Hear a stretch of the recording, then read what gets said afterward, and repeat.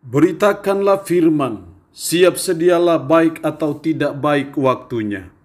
Shalom, puji Tuhan. Saya percaya karena Tuhan saja kita boleh ada lagi dalam renungan harian di hari ini.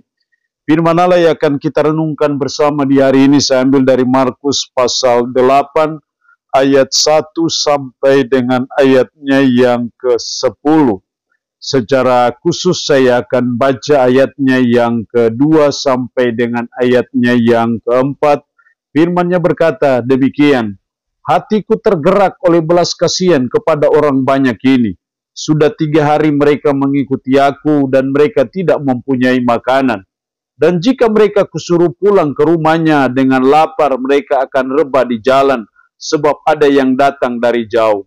Murid-muridnya menjawab, bagaimana di tempat yang sunyi ini orang dapat memberi mereka roti sampai kenyang? Demikian kebenaran firman-Nya hari ini yang mengajar dan menasihati kita, hati yang tergerak oleh belas kasihan. Sebagai umat, sebagai orang percaya, kita patut mencontohi dan meneladani akan Yesus Kristus. Bagaimana hatinya yang tergerak oleh belas kasihan. Hal ini jelas sekali dalam ayat 2, hatiku tergerak oleh belas kasihan kepada orang banyak ini. Sudah 3 hari mereka mengikuti aku dan mereka tidak mempunyai makanan. Hati yang tergerak oleh belas kasihan, itulah yang Yesus lakukan. Karena Yesus melakukannya, maka sebagai umat, sebagai orang percaya, kita patut mencontohi dan meneladani apa yang dilakukan oleh Yesus, yaitu hati yang tergerak oleh belas kasihan. Sebagai umat, hati yang tergerak belas kasihan itu harus selalu ada dalam kehidupan kita sebagai umat, sebagai orang percaya. Lalu apa wujud nyata dari hati yang tergerak oleh belas kasihan? Apa bukti konkretnya? Jangan sampai hati hanya tergerak oleh belas kasihan, tapi tidak bertindak apa-apa dan tidak berbuat apa-apa. Harusnya ada suatu tindakan yang nyata, ada suatu tindakan yang konkret dari hati yang tergerak oleh belas kasihan. Dalam ayat 2 sampai 3, hatiku tergerak oleh belas kasihan kepada orang banyak ini. Sudah 3 hari mereka mengikuti aku, dan mereka tidak mempunyai makanan.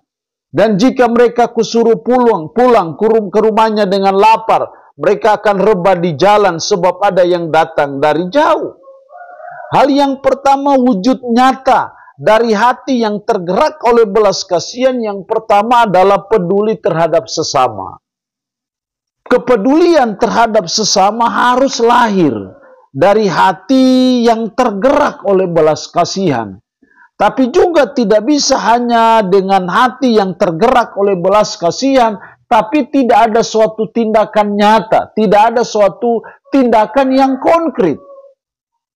Yang Yesus contohkan, teladankan bagi kita, dia tidak hanya tergerak oleh belas kasihan, tetapi dia juga melakukan tindakan yang nyata, yaitu peduli terhadap sesama, yaitu memberi makan yang lebih kurang 4.000 orang. Itu tindakan nyata Yesus. Jadi ketika hati kita tergerak oleh belas kasihan, maka bukti nyatanya adalah kita harus peduli terhadap sesama kita. Kita harus selalu mau ada kerinduan untuk menolong sesama kita dalam bentuk apapun dan dalam situasi apapun. Ketika orang-orang yang mengikuti dia sudah dalam keadaan lapar, Yesus memberi mereka makan, walaupun ada suatu halangan dan rintangan pada waktu itu. Tetapi Yesus tetap melakukannya, dan saya percaya itulah bukti nyata, wujud konkret dari hati yang tergerak oleh belas kasihan. Yang kedua, apa wujud nyata dari hati yang tergerak oleh belas kasihan? Dalam ayat 5-7, Yesus bertanya kepada mereka, berapa roti ada padamu? Jawab mereka, 7. Terus dalam ayatnya yang ke-7, mereka juga mempunyai beberapa ikan, dan sesudah mengucap berkat atasnya, ia menyuruh supaya ikan itu juga dibagi-bagikan. Hanya ada 7 roti dan juga ikan yang sedikit. Di sini saya melihat bahwa hati yang tergerak oleh belas kasihan wujud nyatanya adalah mau membantu dengan apa yang ada, bukan membantu dengan yang tidak ada. Jadi kita belajar untuk ketika kita memiliki hati yang tergerak oleh belas kasihan, maka wujud nyata yang kedua adalah kita mau membantu dengan apa yang ada. Kalau yang ada hanya 7 roti, hanya 5 ikan, ya hanya itu, ya itulah yang kita buat. Kalau yang kita bisa buat bagi sesama kita, menolong mereka, hanya dengan memberi beras, ya hanya itu yang kita bisa buat. Artinya bahwa kita mau menolong sesama kita, hati kita tergerak untuk belas kasihan kepada sesama kita, itu harus melakukannya sesuai dengan apa yang ada, bukan apa yang diada-adakan, bukan apa yang tidak ada. Jadi yang ada, sama seperti Yesus, hanya dengan 7 roti dan beberapa ikan saja. Karena memang yang ada pada waktu itu ya segitulah. Jadi artinya bahwa kita tidak bisa melakukan sesuatu yang melampaui kemampuan kita. Tuhan menuntut sesuatu yang bisa kita buat. Tuhan menuntut sesuatu yang ada pada kita, bukan sesuatu yang tidak ada pada kita.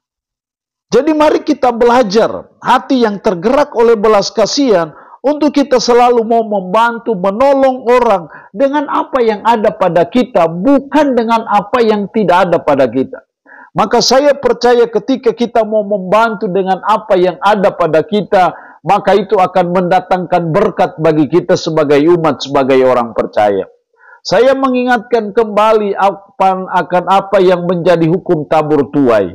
Apa yang kamu tabur itu ya akan kamu tuai. Artinya bahwa sebagai umat, sebagai orang percaya, kita tidak pernah percuma dan sia-sia bila kita selalu mau membantu orang, membantu sesama kita dalam bentuk apapun juga, sekecil apapun, sesederhana apapun. Yang penting kita ada hati yang tergerak oleh belas kasihan, dan hati yang tergerak oleh belas kasihan tidak berhenti di situ.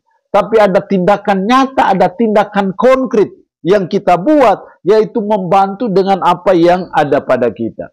Allah yang punya firman ini memberkati kita dengan firman-Nya di hari ini. Amin.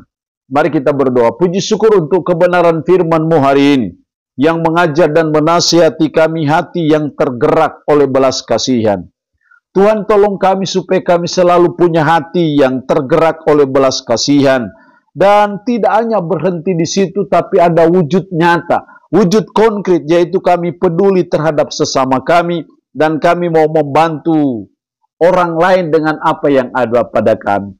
Roh-Mu yang kudus tanamkan dan meteraikan firman ini dalam hati dan pikiran kami, dan sanggupkan kami untuk bisa memperlakukan firman ini dalam hidup kami sehari-hari. Yang mohon berkat bagi umat-Mu yang mendengarkan renungan harian di hari ini. Yang sakit tambah berdoa dalam nama Yesus, Tuhan lawat, jamah dan sembuhkan dari sakit penyakit yang diderita. Terpujilah nama-Mu Tuhan. Dalam nama Tuhan Yesus Kristus kami berdoa. Amin. Shalom. Tuhan Yesus memberkati kita dengan firman-Nya di hari ini.